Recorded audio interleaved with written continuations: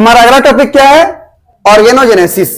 Organogenesis बोलूं या आप मॉर्फोजेनेसिस, क्यों ये नाम देते हैं हम लोग? क्योंकि जैसे गेस्टुलेशन की प्रोसेस हो जाती है, 3 जर्म लेयर बन जाते हैं। कौन कौन सा लेयर? Ectoderm, mesoderm, endoderm. तो एक्टोडर्म से एम्ब्रियो का कौन कौन सा ऑर्गन बनता है, मेसोडर्म से ऑर्गेनिज्म का कौन कौन सा ऑर्गन बनता है, और एंडोडर्म से ऑर्गेनिज्म का कौन कौन सा ऑर्गन बनता है। हम केवल ऑर्गन बनने की बात कर रहे हैं, इसलिए उसको हमने क्या बोला? ऑर्गेनोजेनेसिस। गेस्टुलेशन के बाद ही होगा, 3 जर्म लेयर बनने के बाद ही होगा। मार्फोजेनेसिस क्यों कहते हैं? क्योंकि मार्फोलॉजिकल स्ट्रक्चर बनता है। ऑर्गन बोलूं या मार्फोलॉजिकल स्ट्रक्चर बोलूं, बनने की क्रिया क्या कहलाएगी? ऑर्गेनोजेनेसिस या मार्फोजेनेसिस। ठीक है, आगे बढ़ूं। तो हमारे पास कितने लेयर हैं? 3 लेयर हैं, एक्टोडर्म, मेसोडर्म और एंडोडर्म। मैं सबसे पहले हम बात कर रहे हैं किसकी? एक्टोडर्म से क्या क्या बनता है। तो सबसे पहले तो मैं ये बताता हूं कि एक्टोडर्म को 3 भागों में बांटा गया है। क्या क्या? सबसे पहला सरफेस एक्टोडर्म, एपिडर्मिस, जिससे स्किन बनने वाला है। दूसरा न्यूरल क्रेस्ट, जिससे पेरिफेरल नर्वस सिस्टम बनने वाले हैं। और अगला है न्यूरल ट्यूब, जिससे हमारा सेंट्रल नर्वस सिस्टम बनने वाला है। ठीक, अगर हम डायग्रामेटिकली इसको समझने का प्रयास करें तो ये देखिए, आप लोग इसको समझिए कि ये एक हमारे पास क्या था? एपिडर्मिस एक्टोडर्म था। ठीक, इसमें क्या था? देखिए, ध्यान से देखिए कि यहां पर और यहां पर इस दो जगह पे बॉर्डर है, समझ लीजिए। ये बॉर्डर था, ये जो बॉर्डर दिख रहा है ना, बॉर्डर किसका बॉर्डर? बीच में न्यूरल प्लेट है, न्यूरल प्लेट के अगल बगल का बॉर्डर था ये यहां पर और यहां पर। ठीक, होता क्या है, कुछ समय बाद क्या होता है, देखिए ये बॉर्डर क्या होता है, आपस में आसपास आते हैं और दोनों बॉर्डर टच हो जाते हैं, ऐसे फ्यूज हो जाते हैं। जब फ्यूज हो जाते हैं तो ये न्यूरल प्लेट जो है ट्यूब के रूप में नीचे की तरफ इनफोल्ड हो जाती है, जिसको इनवेजिनेशन कहते हो आप। अंदर की तरफ इनफोल्ड हो गया, इनवेजिनेशन कहा मैं उसको। ये दोनों बॉर्डर आपस में जुड़ जाएंगे, दोनों बॉर्डर आपस में जुड़ जाएंगे तो क्या होगा? ये जो आप थोड़ा जूम करके देखेंगे, ये जो आप देख रहे हो सामने से ट्यूब ट्यूब, इस ट्यूब को अगर मैं ऐसे साइड से दिखाऊं तो ये लंबा ट्यूब बनेगा। ये जो लंबा ट्यूब बनेगा, यही ट्यूब आगे जाके यही ट्यूब आगे जाके क्या बनेगा? Spinal cord. और जब धीरे धीरे आगे बढ़ते जाएगा, आगे एक मांस जैसी स्ट्रक्चर बनाएगा, वो कहलाएगा ब्रेन। तो ब्रेन और स्पाइनल कॉर्ड कौन बनाता है? ये न्यूरल ट्यूब। ये प्लेट जो था, प्लेट धीरे धीरे बदल जाएगा न्यूरल, पहले तो ग्रुप बन गया, खांच बन गया, बीच में खांच बन गया। ठीक, न्यूरल ग्रुप के बाद क्या बन जाएगा? न्यूरल ट्यूब बन जाएगा। ये न्यूरल ट्यूब स्पाइनल कॉर्ड और ब्रेन बनाएगा। जब ब्रेन बनाएगा, ब्रेन का पोस्टेरियर पिट्यूटरी भी बनाता है। समझ में आया ना? इसका मतलब ब्रेन से डायरेक्ट कौन जुड़ा होता है? Posterior pituitary. इसलिए पोस्टेरियर पिट्यूटरी को न्यूरल पिट्यूटरी भी कहते हैं या न्यूरो हाइपोफाइसिस भी कहते हैं। ध्यान रखना, पिट्यूटरी के 2 पार्ट होते हैं, एंटेरियर पिट्यूटरी, पोस्टेरियर पिट्यूटरी। कौन सा पिट्यूटरी है जो न्यूरल ट्यूब से बनता है? Posterior pituitary. समझ में आया ना? ये हो गया। हाँ, जब ये बॉर्डर दोनों आपस में जुड़ते हैं ना, जुड़ने के बाद यहां फ्यूज हो जाता है ये, और ये ट्यूब अलग हो गए। ये ट्यूब ने स्पाइनल कॉर्ड, ब्रेन और पोस्टेरियर पिट्यूटरी बनाया। लेकिन ये जो बॉर्डर था, ये बॉर्डर के कुछ सेल अलग हो जाते हैं। देखिए, सबसे ऊपर में एपिडर्मिस हो जाएंगे, ये ऊपर में एपिडर्मिस, नीचे फिर ये जो कुछ सेल्स अलग हो गए, क्या कहलाएगा? न्यूरल क्रेस्ट, और नीचे वाला ट्यूब। ये 3 लेयर हैं एक्टोडर्म के। एक्टोडर्म के कितने लेयर हो गए? 3 अलग अलग लेयर हो गए, 3 अलग अलग पार्ट हो गए। पहला क्या? एपिडर्मल एक्टोडर्म, दूसरा न्यूरल क्रेस्ट और तीसरा न्यूरल ट्यूब। न्यूरल प्लेट ही इन्वेजिनेशन द्वारा धंसती है, न्यूरल ग्रुप बनाती है, न्यूरल ग्रुप के बाद न्यूरल ट्यूब बनता है, न्यूरल ट्यूब आगे बढ़ती है, ब्रेन बनाती है, और ब्रेन से पोस्टेरियर पिट्यूटरी बनता है। समझ में आ गया इतना? चलिए अब हम एक एक करके देखते हैं। सरफेस एक्टोडर्म की बात कर रहा हूं मैं। तो अब सरफेस एक्टोडर्म का मतलब सीधा सीधा हमारा स्किन की बात करते हैं हम लोग। जब स्किन की बात करते हैं तो इस डायग्राम को समझने के लिए पहले हमको एक डायग्राम समझना होगा। ये डायग्राम ये देख लीजिए, ये एम्ब्रियो था, सबसे बाहर में एक्टोडर्म है, ये जो येलो कलर का दिख रहा है मान लीजिए मेसोडर्म है,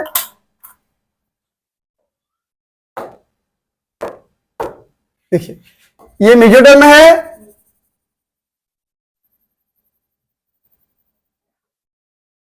इतना मेसोडर्म मान लीजिए इसको,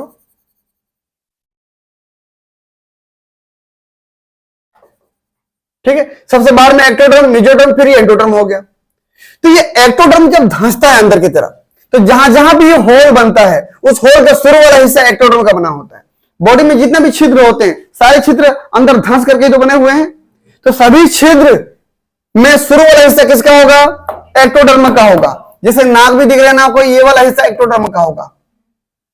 कान भी अगर बन रहा है यहां पर, तो कान का भी हिस्सा एक्टोडर्म होगा, शुरू वाला हिस्सा। समझ रहे हो ना? एनस बन रहा है, एनस का हिस्सा भी शुरू वाला हिस्सा किसका बना होगा? एक्टोडर्म का होगा। तो बॉडी में जितने भी छिद्र हैं, सारे के सारे छिद्र के शुरू वाला हिस्से किसके होंगे? एक्टोडर्म के बने होंगे। और भी एपिडर्मल एक्टोडर्म के बने होंगे, एपिडर्मिस वाले एक्टोडर्म। समझ में आया ना? चलिए अब हम एक एक करके बात करते हैं कि हमारे स्किन में हमारा जो सरफेस एक्टोडर्म है, एपिडर्मल एक्टोडर्म है, स्किन में क्या क्या चीजें पाई जाती हैं? बताइए, सबसे पहले क्या पाया जाएगा? स्किन। स्किन तो है, एपिडर्मिस तो है, पहला ये हो गया। उसके अलावा क्या? और हेयर, ठीक है। उसके अलावा क्या होंगे? नेल्स, नाखून।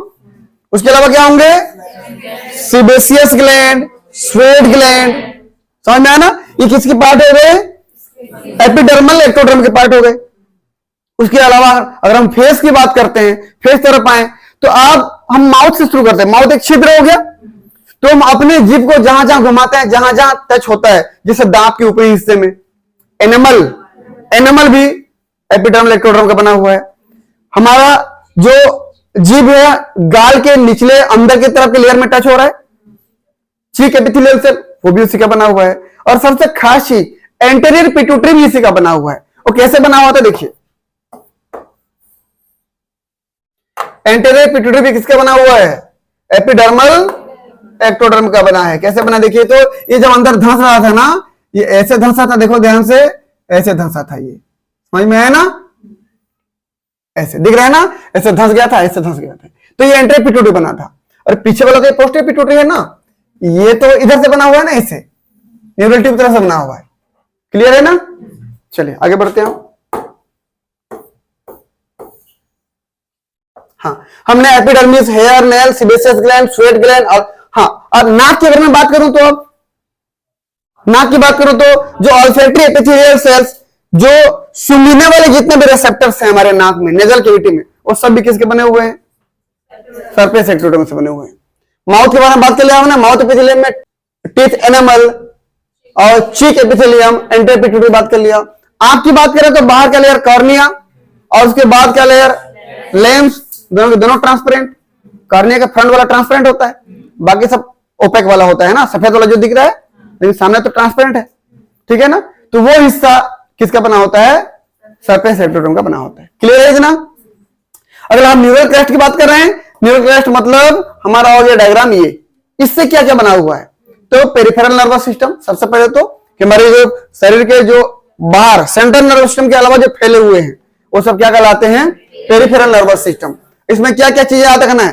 पेरिफेरल नर्वस सिस्टम में क्या क्या चीजों को बनाता है? Sympathetic nervous system. Sympathetic nervous system को हमेशा याद रखना, जहां पर लड़ाई झगड़ा, जहां पर मारपीट जैसी स्थिति आती है।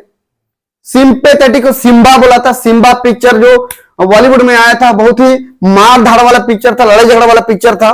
तो उसी को याद करके आपको इसको याद करना है, ठीक है ना? फियर, फ्लाइट, फाइट, सब जगह कौन काम आएगा? Sympathetic nervous system.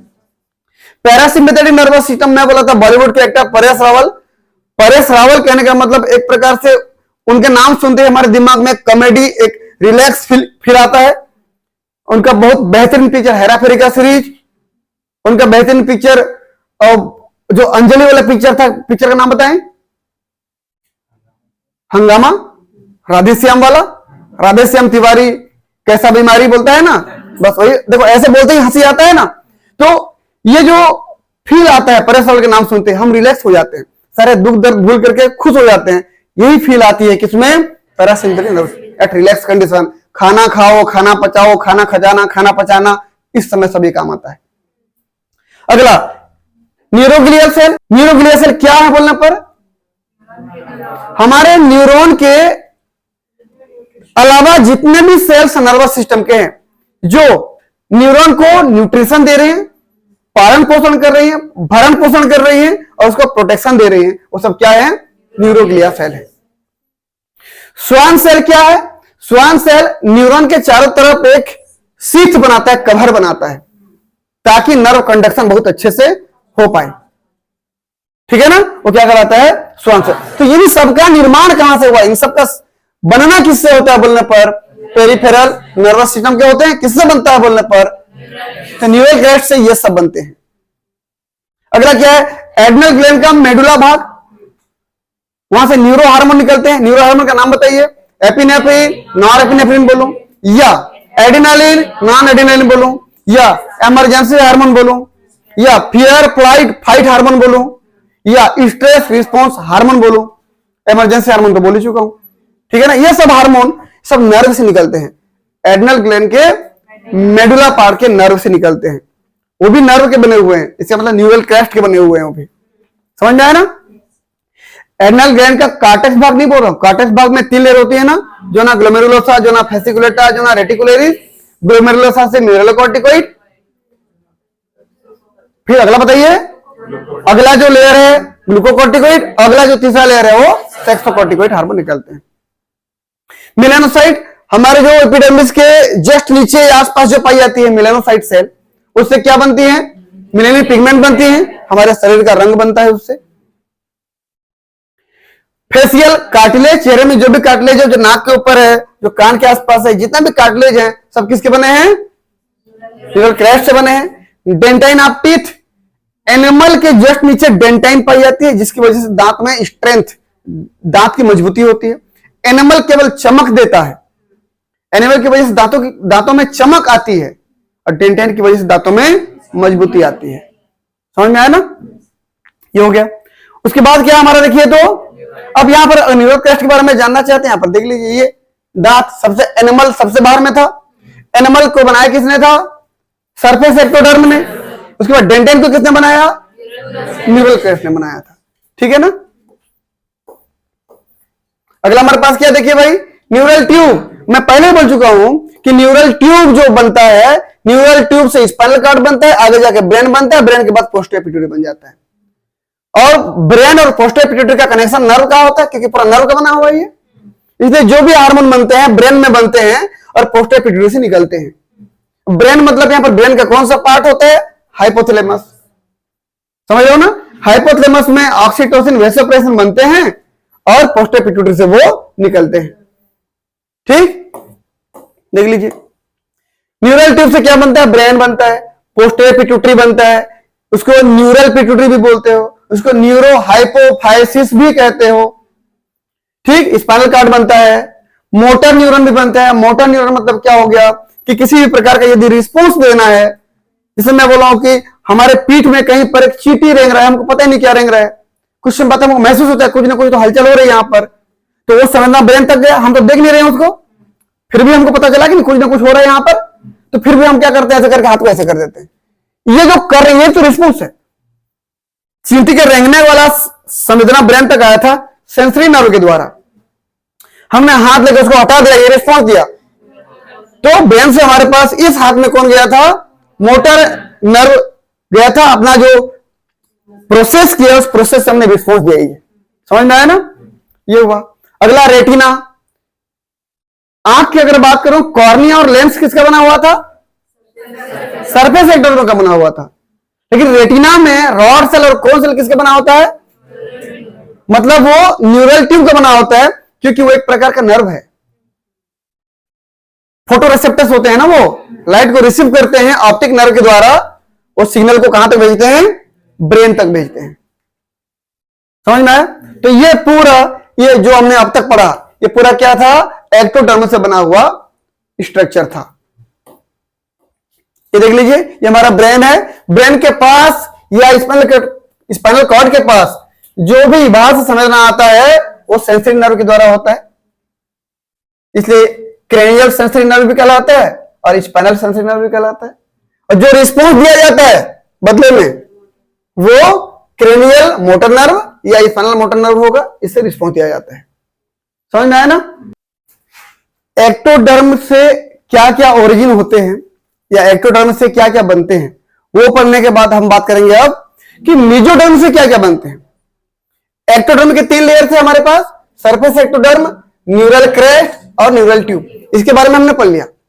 उसके अलावा ये जो ग्रीन कलर के स्ट्रक्चर दिख रहे हैं ना, इससे क्या बनने वाले हैं, मेसोडर्म के क्या क्या स्ट्रक्चर बनेंगे।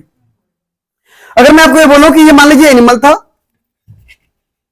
ये एनिमल था, एनिमल का सिर इस साइड में था, तो अगर मैं उसको ऐसे टीएस सेक्शन लूं तो जो दिखेंगे मुझे स्ट्रक्चर ना, जैसे न्यूरल ट्यूब, ये देखिए ये स्पाइनल कॉर्ड है, ऐसे बना हुआ है, समझ रहे हो ना, ये नोटोकॉर्ड यहां पर है, ये क्या बनाएगा, तो ये अलग अलग जो मेसोडर्म में आपको दिख रहे हैं, तो मेसोडर्म में क्या क्या स्ट्रक्चर बनाएंगे मैं उसकी बात कर रहा हूं। कुल मिलाकर अगर मैं एक लाइन में ये बोलूं कि ये जो डायग्राम दिख रहा है, इस एनिमल का सिर इधर बनने वाला है समझ लीजिए, और पूंछ उधर बनने वाला है, और मैं टीएस सेक्शन ऐसे ले रहा हूं, तो जो आपको मेसोडर्म के अलग अलग स्ट्रक्चर दिख रहे हैं वो आपके सामने है। सबसे बीच में क्या बताइए, कॉर्डा मेसोडर्म, सबसे बीच में क्या पाई जाती है, कॉर्डा मेसोडर्म। उसके बगल में क्या होता है, पैराक्सियल मेसोडर्म, पैरा मतलब साइड में, ठीक, मैं क्या बोला, कॉर्डा मेसोडर्म के पैरा मतलब साइड होता है, साइड में पैराक्सियल मेसोडर्म, और सबसे आखिरी में लेटरल भाग हो गया, ये लेटरल है तो लेटरल मेसोडर्म, पैराक्सियल मेसोडर्म और लेटरल मेसोडर्म के बीच में इंटरमीडिएट मेसोडर्म। समझ में आ गया।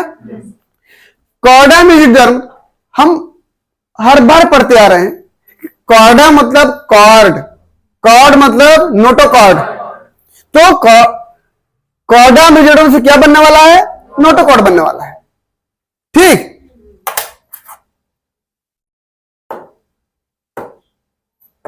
ये नोटोकॉर्ड बनने वाला है।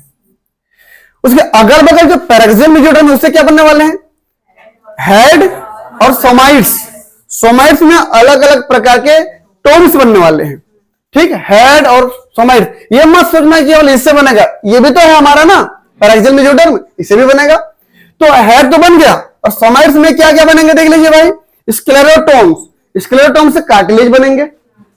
अगला है सिंडोटोम्स, से टेंडन बनेंगे। टेंडन मतलब बोन से मसल्स को जोड़ने वाली स्ट्रक्चर। लिगामेंट मतलब बोन टू बोन जोड़ने वाली स्ट्रक्चर, लेकिन यहां पर क्या बनेगा बोल रहा हूं मैं, टेंडन, बोन टू मसल को जोड़ने वाली। अगला मायोटोम्स, स्केलेटल मसल बनेगा इससे। अगला एंडोथेलियल सेल, मतलब हमारे पास जो ब्लड वेसल्स हैं, आर्टरी और वेन के अंदर की जो लेयर है वो एंडोथेलियल सेल कहलाती है। अगला डर्मेटोम्स, डर्मेटोम से डर्मिस और स्केलेटल मसल बनने वाले हैं। समझ में आया ना। तो ये हो गया हमारा पैराक्सियल मेसोडर्म से क्या क्या बनेगा बोलने पर, हेड और सोमाइट्स।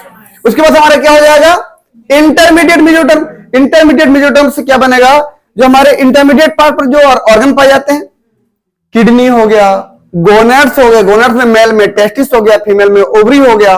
और अगला क्या हमारे पास, लिम्फ बर्ड। लिम्फ बर्ड, जब एम्ब्रियो में लिम्ब बनने के लिए, भुजाएं बनने के लिए जो छोटे छोटे स्ट्रक्चर निकलते हैं उसको लिम्ब बर्ड कहते हैं, वो भी इंटरमीडिएट मेसोडर्म से बनता है। उसके बाद लेटरल मेसोडर्म से क्या बनेगा, दोनों तरफ के लेटरल प्लेट मेसोडर्म से क्या बनेगा, तीन प्रकार के हैं, स्प्लेंक्निक मेसोडर्म, सोमैटिक मेसोडर्म, और अगला क्या है, एक्स्ट्रामेम्ब्रेनिक मेम्ब्रेन। स्प्लेंक्निक मेसोडर्म से पूरा circulatory system, heart, artery, veins, capillaries सब बनेंगे उससे, ठीक। अगला सोमैटिक मेसोडर्म से क्या बनेगा, body cavity, body cavity in the sense of coelom.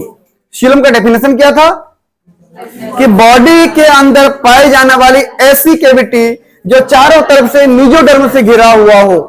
और अगर मैं उसको और थोड़ा और अच्छा डेफिनेशन देने का प्रयास करूं तो क्या हो जाएगा कि बॉडी के अंदर पाया जाने वाला ऐसा कैविटी जो चारों तरफ से सोमैटिक मेसोडर्म से घिरा हुआ हो। समझ में आया ना, क्या कहलाएगा, वो सीलोम कहलाता है। और ये सोमैटिक मेसोडर्म किससे बनता है, लेटरल प्लेट मेसोडर्म से बनता है। किसी को किसी प्रकार का डाउट है क्या? तो इस प्रकार से हमारा ये मेसोडर्म से क्या क्या ऑर्गन बनते हैं इसके बारे में हमने देख लिया। Yes sir. ये स्ट्रक्चर कहां का आपको बता पाएगा? ये मान लीजिए मेरा ये हाथ है, ये मेरा क्या हो गया, ह्यूमरस और रेडियस अल्नम, ये ऐसा है। इस प्रकार से स्ट्रक्चर दिख रहा है, मतलब ह्यूमरस और रेडियस दिख रहा है मान लीजिए। तो यहां पर जो मसल्स है ये मेरा स्केलेटल मसल्स हो गया। यहां से इसको जोड़ने वाला, इस हड्डी को इस हड्डी से जोड़ने वाला, दो हड्डी को जोड़ने वाला लिगामेंट हो जाएगा, जॉइंट बोन टू बोन। और मसल से मतलब बोन से मसल को जोड़ने वाला क्या हो जाएगा, टेंडन हो जाएगा। और ये तो हमारा स्केलेटल मसल है, समझ में आया ना? ठीक। अब हम बात करेंगे एंडोडर्म से क्या क्या ऑर्गन बनते हैं। तो एंडोडर्म में सबसे पहले इनर लाइनिंग ऑफ गट या एलिमेंट्री कैनाल, सबसे पहले तो यही बनता है ना। ये सबसे बाहर में क्या बताइए मुझे, ये एक्टोडर्म है,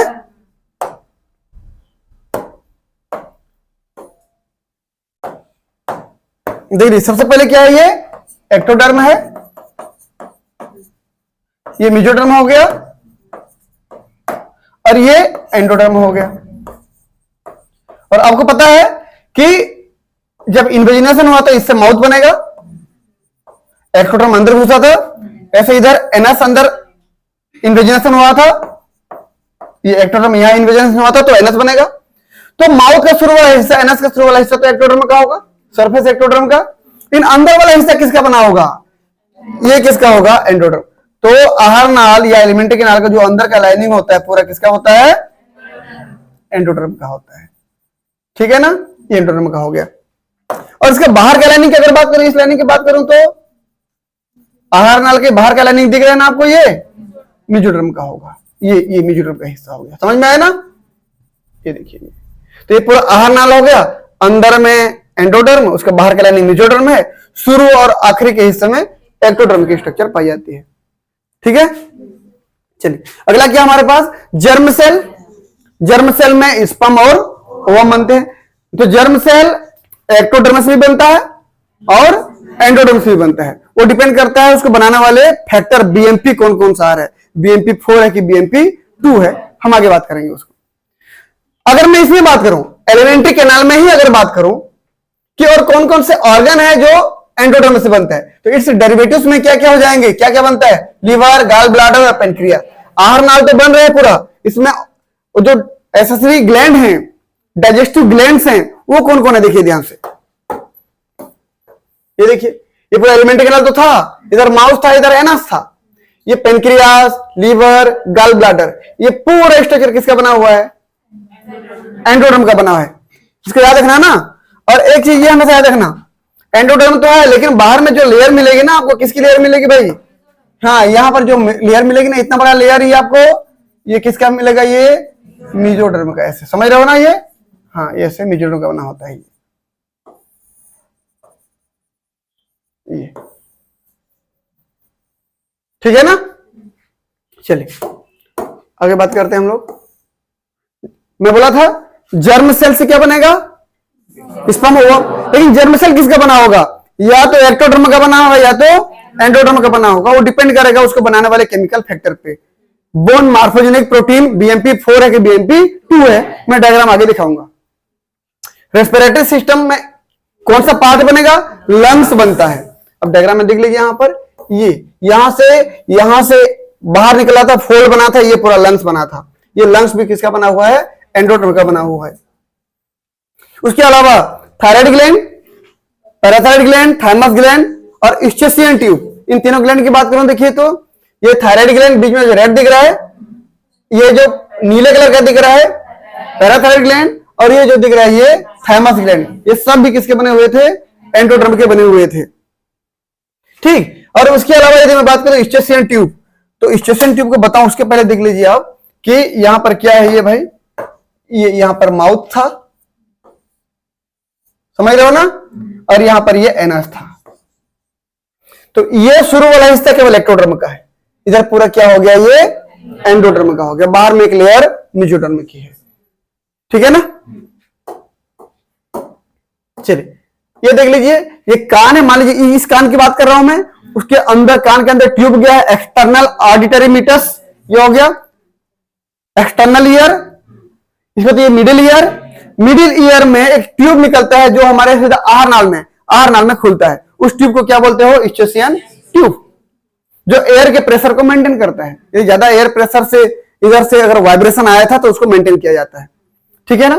तो इस स्टेशियन ट्यूब का भी निर्माण किससे होता है, एंडोडर्म से होता है। इसी डायग्राम को अगर मैं इस प्रकार फेस उधर करूं, इस कान को अगर दिखाऊं, तो समझ लीजिए ये हमारा कान था, कान में ये मिडिल ईयर था और इधर आहार नाल था, मिडिल ईयर से एलिमेंट्री कैनाल के बीच में जो ट्यूब है क्या है, ट्यूब है, समझ में आया। तो इस प्रकार से हमारा ये एपीब्लास्ट सबसे पहले जो होते हैं इनर सेल मास में ऊपर में एपीब्लास्ट बनता है, नीचे हाइपोब्लास्ट बनते हैं।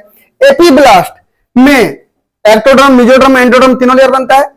तो उसमें यदि BMP4 आता है तो एक्स्ट्रा एम्ब्रियोनिक मेम्ब्रेन, जिसको एक्टोडर्म बोल रहा हूं, वहां से जर्म सेल बनता है। यदि BMP2 आता है, विसरल एंडोडर्म, जिसको मैं योग सैक बोल रहा हूं, वहां से क्या बनता है? जर्म सेल बनता है। मतलब दोनों प्रकार के सेल से जर्म सेल बन सकता है। डिपेंड किस पे करता है? BMP4 और BMP2 पे। BMP4 आता है तो एक्टोडर्म से जर्म सेल बनता है, BMP2 आता है एंडोडर्म से जर्म सेल बनता है। और जर्म सेल बना मतलब आगे जाके या तो मेल है तो स्पर्म बनेगा और फीमेल है तो ओवम बनेगा। समझ में आया?